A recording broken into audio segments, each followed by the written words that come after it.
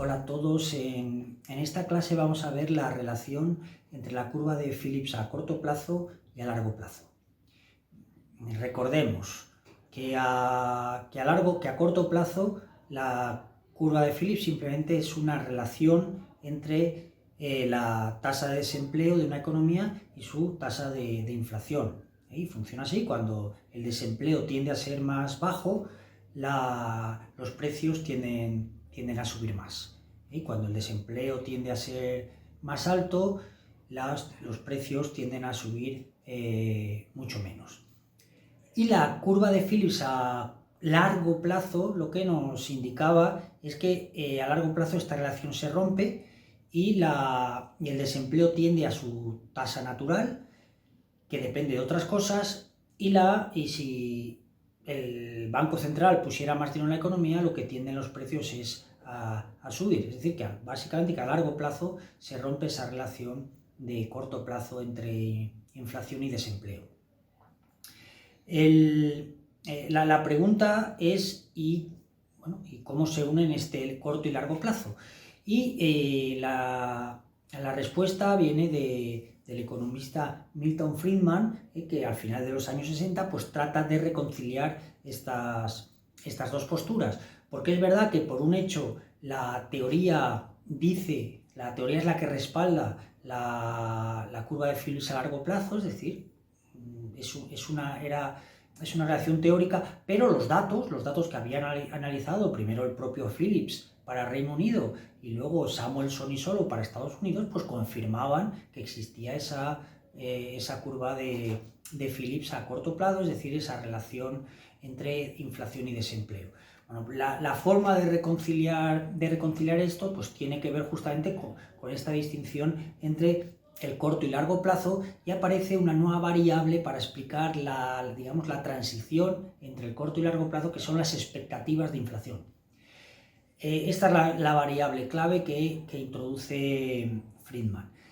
Expectativas de inflación simplemente mide los precios que la gente, que el público, que las empresas esperan para el futuro reciente. Es decir, cómo esperan que el conjunto de precios de la economía evolucionen pues, en los meses siguientes. Son las expectativas sobre la inflación en el futuro reciente. Entonces, con este concepto, la idea es, ¿por qué es tan importante lo que las personas y las empresas esperan respecto al futuro de la inflación? Pues la idea básica es que los salarios, la negociación de los salarios y los precios en el futuro y los contratos en general de todo tipo se llevan a cabo, se firman en base a esas expectativas de inflación del futuro. Es decir, cuando uno firma un contrato de salarial, o pone precios para el año que entra, pues los pone en base a la inflación que espera en los meses siguientes. Por eso es tan importante esta variable. Muy bien, entonces vamos a ver cómo las expectativas de inflación nos permiten explicar, o permiten a los economistas explicar, esta diferencia entre el corto y largo plazo. Empecemos por el corto plazo. La economía está en un punto como el A, con un determinado nivel de desempleo y una baja inflación.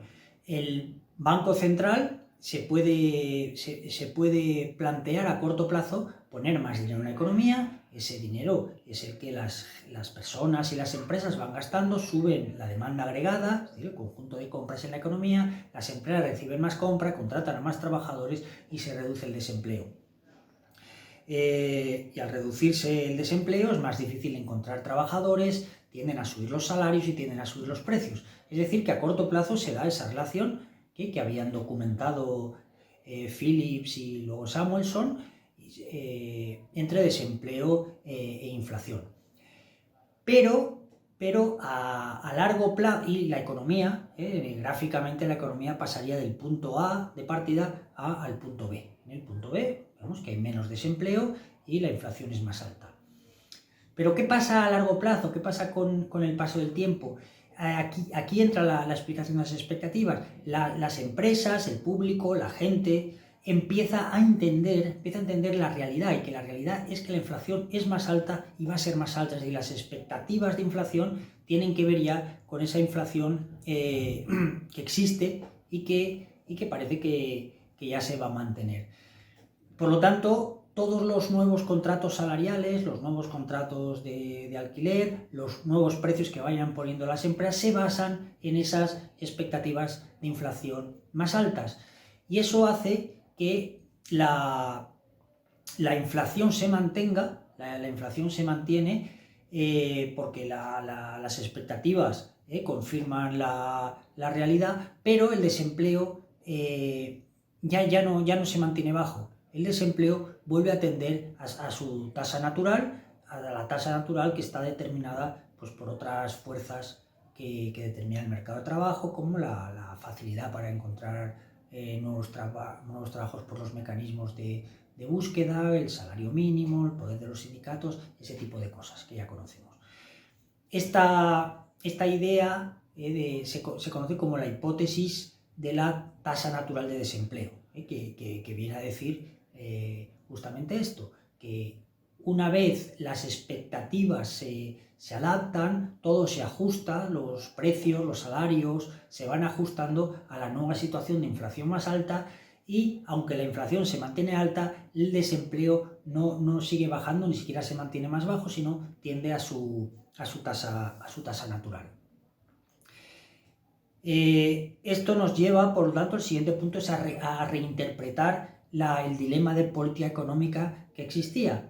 El dilema de política económica es plantearse, en una determinada situación, ¿puede el Banco Central de un país determinar, elegir, tener menos desempleo poniendo más dinero en la economía, aún así pagándolo a costa de una mayor inflación? Ese es el dilema que tradicionalmente se podía plantear así. Según la curva de Phillips, a corto plazo sí que podría ponerse más dinero en la economía, activar la demanda agregada, que las empresas contrataran a más trabajadores, se reduce el desempleo, cosa que es muy buena, y se paga con más alta inflación. Bueno, pues se paga ese precio, pero se elige otro punto en ese menú de posibilidades que ofrece la curva de Phillips. La cosa es que ahora, a largo plazo, después de las ideas que introduce Friedman, pues parece que no está tan claro esta elección. Es decir, que sí, durante un tiempo se puede reducir el desempleo y subir los precios, pero una vez las expectativas de inflación se hagan reajustar los salarios a un nivel más alto, los precios a un nivel más alto, pues se mantendrá la inflación alta, pero el desempleo ya no se mantendrá bajo, sino que volverá a su tasa natural. Es decir, que se pierde o se pone en duda que a largo plazo los bancos centrales puedan explotar esta relación que les ofrece la curva de Phillips. Esta idea, que al final de los años 60 era simplemente una idea, porque al final de los años 60, si se tomaban los datos de la economía, vemos que desde el año 61, que el desempleo era más alto y la inflación era baja, si vamos siguiendo años 62, años 63, 64, hasta el año 68, justamente se va reduciendo el desempleo y va subiendo la inflación. Es decir, que los datos corroboraban la idea de Phillips y de Samuelson, y esa curva de Phillips evidentemente existía.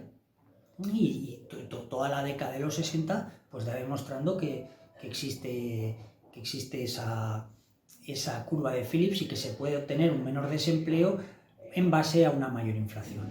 Pero se da al final de los 60 un experimento natural, es decir, la propia historia permite hacer un experimento para ver si la curva de Phillips a largo plazo era o no vertical y si cumplía esa hipótesis del desempleo natural que plantea Friedman. Entonces, lo que ocurre es que a final de los 60 la guerra de Vietnam hace que el gobierno de Estados Unidos tenga que gastar mucho más dinero, que hay un aumento de la demanda agregada. Y por el otro lado, el Banco Central de Estados Unidos pone mucho más dinero en la economía. Es decir, el dinero que estaba subiendo normalmente a un ritmo del 7%, empieza desde el final del año 68 al año 71 a subir al 13%. Es decir, se pone mucho más dinero en la economía.